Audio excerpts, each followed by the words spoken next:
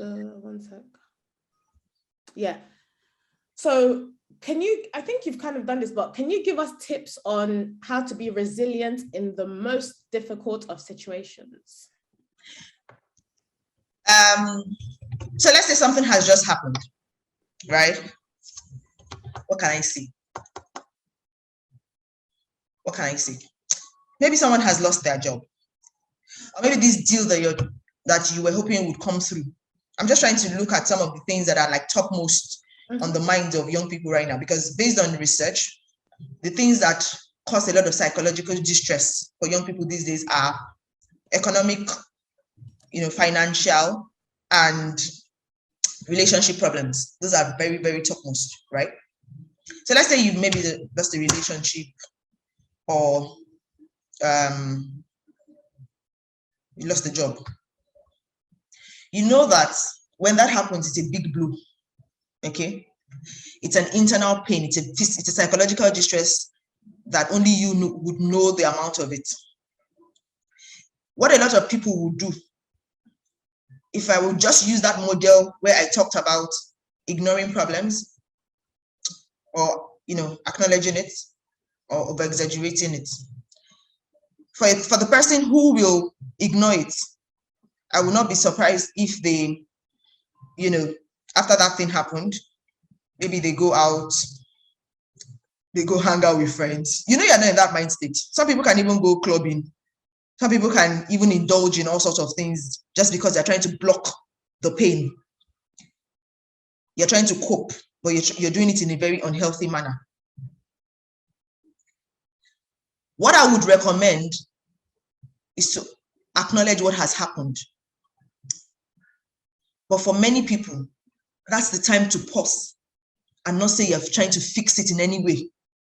You're not trying to ignore it, and you're not trying to provide a solution at that particular time.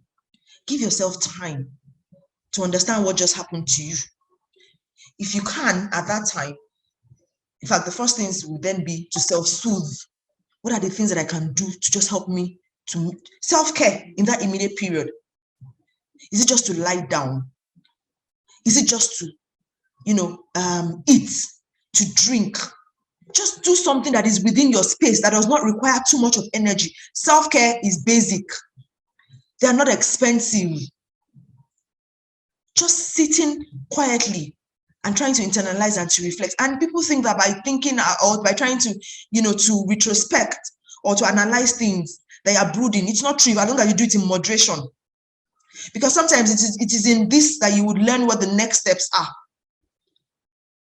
And it's not also to exaggerate it and say, why does this always happen to me?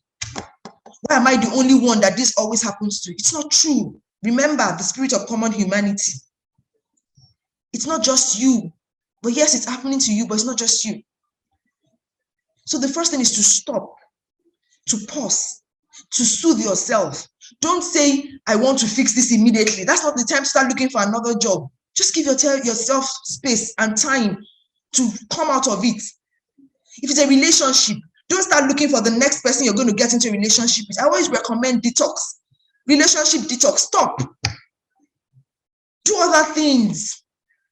And then let time pass. Allow yourself to heal from all the things that happened in the last relationship or the job before you start looking for another one. So those are the easiest and the smallest way. Your ability to stop, to introspect, to self-soothe yourself, to be mindful of the problem, and then looking for healthy ways of approaching it, not ignoring it, not acting like it never happened, and then moving on to the next thing, and not over-exaggerating it and saying, oh, this kind of calamity that has befallen me, how am I going to get through it? Yeah. Resilience is in moderation, is in balance, in accepting what happened to us, but in not over-exaggerating and acting like we're never going to come out of it.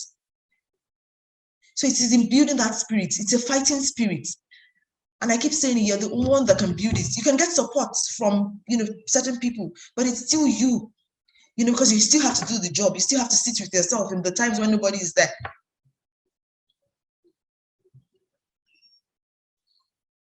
Thank you. I hope that answers your question. Thank you, Dr. Kafayah.